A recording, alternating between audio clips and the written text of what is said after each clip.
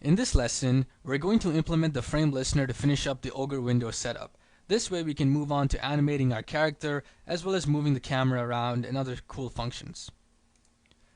So let's go ahead and build the example frame listener class or declare a class out of it. So let's make one class, and I'll just call this XSI listener.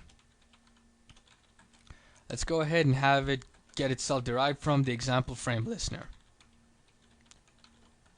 Now, let's go ahead and open and close the curly brackets, end this with a semicolon. I'll just type a comment.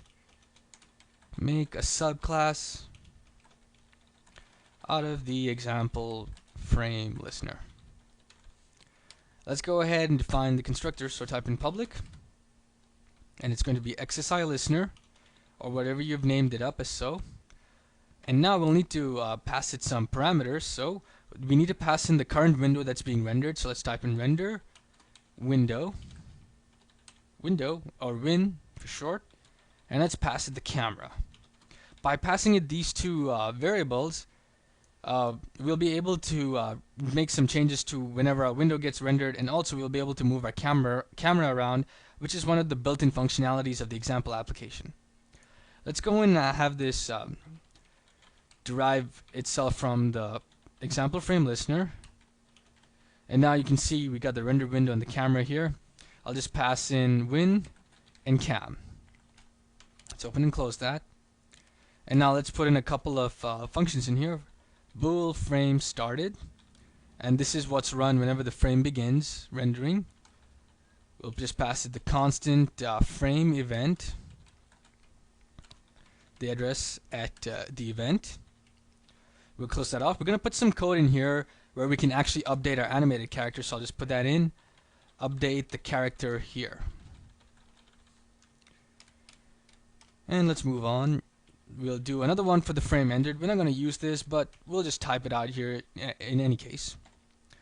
So frame constant frame event.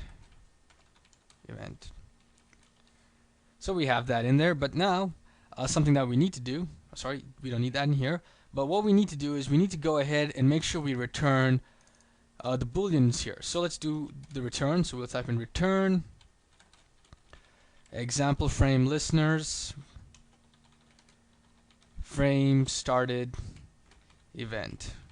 So we're just returning whatever the frame started is returning. That's all we're doing. We need to do the same thing down here. So return example, I'm just going to use the IntelliSense. Actually, I needed 2 colons in there. I missed one. And that's basically the scope operator, so I can access the frame started's function from the example frame listener. And that's all that we have here. Now let's go ahead and play this and see. Oh, sorry. Let's not get into that yet. We need to make an instance of this, so let's go into our code and do that. We need to go here and make that particular change. And what we're going to type in here is we're going to set the, just like we have a scene manager, we actually have a frame listener in here, and we're going to set it to the current window and camera. So let's do that. We'll type in m frame listener, it's right there, is equal to new XSI listener, and now we're going to set it to the m window and the m camera. And then we're going to take our m root and we're going to add that frame listener in there. So setting it up like this gives us a lot of flexibility, because now we can make our own frame started code in here, which is necessary for our application. Let's play this now and see what we get. It should get done real soon. There we go. And there it is. Let's run it. And now you can see that a bunch of other stuff has popped up. We got an ogre icon. It's displaying the current FPS in here. And now we have some more stats. And that's why the example frame listener is pretty important. We can see our character is here, but he's shaded white. The reason why he's shaded white is because we didn't really export a material for him. The material that was on him was the XSI scene material, so even if it did go out, it would show up like this, because if you're using the Ogre exporter, it only exports materials for real-time shaders. But now here we can really see the full extent of the example application. We have our character here. He's static. In the next lesson, we'll go ahead and animate him and make some more changes to it.